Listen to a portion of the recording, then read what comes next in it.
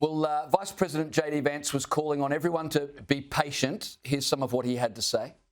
I think what you're seeing from our Gulf Arab friends, certainly from our Israeli friends, is a certain amount of impatience with Hamas. But we're going to keep on working at this process, and we're going to keep on trying to bring the deceased hostages home, but also make sure that all Gazans are able to live in a prosperous and safe place. JD Vance admits there's a certain amount of impatience in Israel.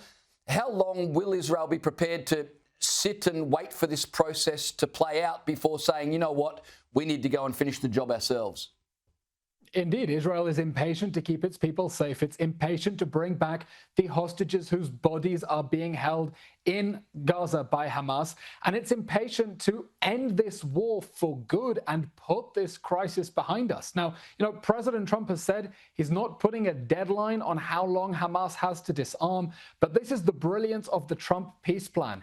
It says that this crisis is going to end with Hamas relinquishing its weapons and leaving power, whether it wants to or not. And what we need now is pressure on Hamas through its patrons to do exactly that as quickly as possible. Because every day that goes by is a day that Hamas is not loosening its grip on power. It's reestablishing its grip on power. Hamas doesn't realize it's lost this war. Hamas is rebuilding its terrorist army, and we need massive global pressure on Hamas now to end this swiftly, immediately, and not drag out the crisis that it began when it launched that invasion of Israel 2 years ago. Eylon, I hear what you're saying about more global pressure, but what would that pressure look like on a group like Hamas, who are essentially a religiously motivated ideological death cult? How do you put pressure on those kinds of people? Because the difference between Hamas and Islamic State is that Hamas has state sponsors. Countries like Qatar and Turkey that have been supporting it all the way through the war. Hamas only agreed to give back the hostages because Qatar and Turkey, under American pressure, told Hamas that those hostages were a liability, not an asset, that it had to give back the hostages in order to end the war.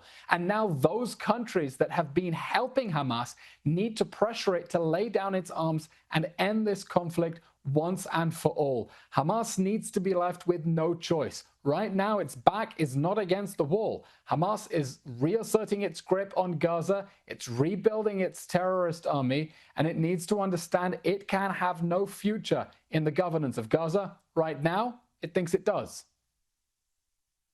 How fine is the line for Israelis, particularly the government, between, on the one hand, appreciation for all that the US administration is doing, on the other hand, frustration that the US is taking the lead and Israel are effectively having to take their cues from Trump about their own security? Israel announced after the October 7th massacre, all it wants is to remove Hamas from power so it can never do this again and to bring back the hostages. We now have a plan that has not only brought back all the living hostages, it lays out an international framework for Hamas to leave power and lay down its arms. There is a peace plan on the table.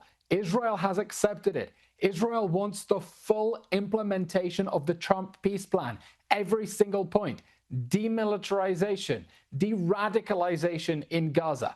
Hamas doesn't want that. So is there frustration? Yes, but it's frustration with the terrorist army that launched this war and doesn't understand it needs to end it for good by laying down its arms so the people of Gaza can move forward to a better and more prosperous future, and the people of Israel can sleep safely in their beds again. Here's what JD Vance had to say about the bodies of 15 hostages not yet returned to their families in Israel. Take a listen. It is a focus of everybody here to get those bodies back home to their families so that they can have a proper burial. Now, that said, this is difficult. This is not going to happen overnight. Some of these hostages are buried under thousands of pounds of rubble. Some of the hostages, nobody even knows where they are. That doesn't mean we shouldn't work to get them, and that doesn't mean we don't have confidence that we will. It's just a reason to counsel in favor of a little bit of patience. This is going to take a little bit of time. Eylon, I can't imagine the anguish of those still waiting for the remains of their loved ones to be returned. Yeah, the families are in anguish. Let's remember there is a body in Gaza of a soldier who was killed and abducted In 2014, Hamas has been holding onto his body for a ransom. It hasn't lost Hadar Goldin. It knows exactly where Hadar Goldin is. In the last few days, we've seen Hamas drip, one body, two bodies every day, as if it's suddenly finding them. It knows exactly what it is doing. It knows where the bodies are. It's trying to squeeze further concessions out of Israel. And it's really important that Hamas give back all of the bodies of the hostages it murdered. Just now, Israel identified the body of Aryeh Zalmanovich. He was 86 years old when Hamas invaded his community on October 7th.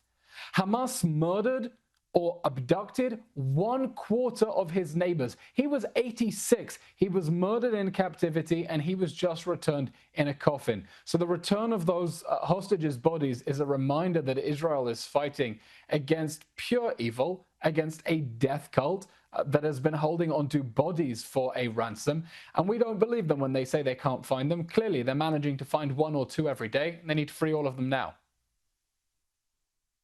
Just before I let you go, Canadian Prime Minister Mark Carney said yesterday that if Benjamin Netanyahu set foot on Canadian soil, he'd be arrested for war crimes. Here's what he had to say. Justin Trudeau said that Canada would honour the International Criminal Court arrest warrants, i.e. Benjamin Netanyahu would be arrested if he came to Canada. Does that stand under your leadership? Yes. You'd be prepared to do that? Yes. Just quickly, Eylon, your reaction to that? You know, I hope that the great people of Canada never experience an act of war like the October 7th massacre, and jihadist terrorists never perpetrate such barbaric atrocities against Canadians, not only because of the barbaric nature of those atrocities, but also because they have a leadership that clearly won't fight for them, that would respond by surrendering to the terrorists, by not standing up for innocent people slaughtered in their beds, who would allow the terrorists to get away with it. I think Mr. Carney should hang his head in shame after he empowered Hamas by recognizing a non-existent Palestinian state and rewarding Hamas for the October 7th massacre. He really shouldn't wade into discussing the Middle East crisis anymore. He should quit before he does any more damage. I should point out our own government also recognised the state of Palestine and refused to say what they would do if Benjamin Netanyahu were to visit Australia. Eylon Levy, always great to catch up. Thanks for your time tonight.